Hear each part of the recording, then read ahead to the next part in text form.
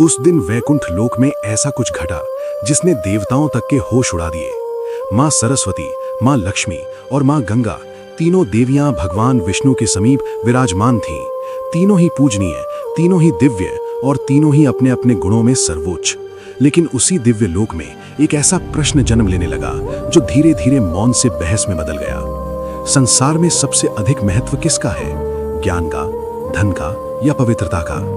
माँ सरस्वती बोली, ज्ञान के बिना संसार अंधकार है, विद्या ही मनुष्य को देवत्व की ओर ले जाती है। माँ लक्ष्मी ने कहा, धन और समृद्धि के बिना जीवन असंतुलित है, भूखे पेट ज्ञान भी बोझ बन जाता है। तभी माँ गंगा शांत स्वर में बोली, पवित्रता के बिना ना ज्ञान टिकता है, ना धन, शुद्धता ही सृष्टि की आत्मा है।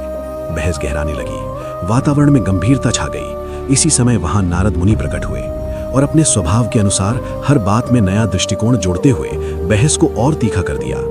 उनकी बातों ने मां सरस्वती के मन में एक गहरी आशंका जगा दी। उन्हें लगने लगा कि भगवान विष्णु का ध्यान अब ज्ञान से हटकर धन और पवित्रता की ओर अधिक जा रहा है।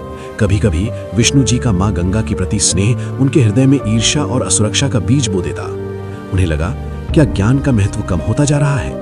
इस चिंता में मां सरस्वती ने मां लक्ष्मी से समर्थन चाहा, लेकिन मां लक्ष्मी किसी का पक्ष लिए बिना शांत रहीं, मौन धारण किए रहीं। और यही मौन मां सरस्वती को धोखे जैसा प्रतीत हुआ।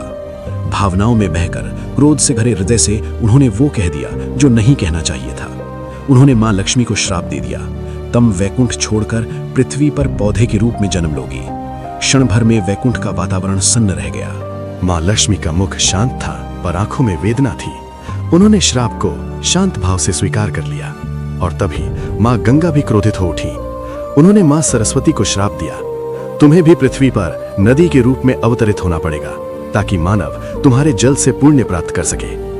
तीनों देवियां अपने अपने भाग्य को लेकर मौन हो गई। जब ये सब भगवान विष्णु को ज्ञात हुआ तो उन्होंने मधुर वाणी में समझाया, ज्ञान, धन और पवित्रता तीनों ही आवश्यक हैं। कोई भी शक्ति अकेले पूर्ण नहीं होती। ज्ञान बिना धन के निष्प्रभावी है और धन बिना ज्ञान के विनाशकारी, और पवित्रता के बिना दोनों ही दिशाहीन हो जाते हैं।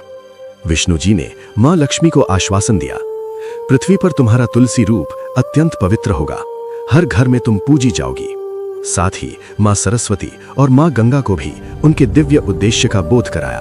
और तभी से धरती पर मां लक्ष्मी ने तुलसी के रूप में जन्म लिया। सीख, जीवन में ज्ञान, धन और पवित्रता तीनों का संतुलन ही सच्ची सफलता है। अगर आप भी ये मानते हैं तो कमेंट में लिखिए, जय श्री हरि विष्णु।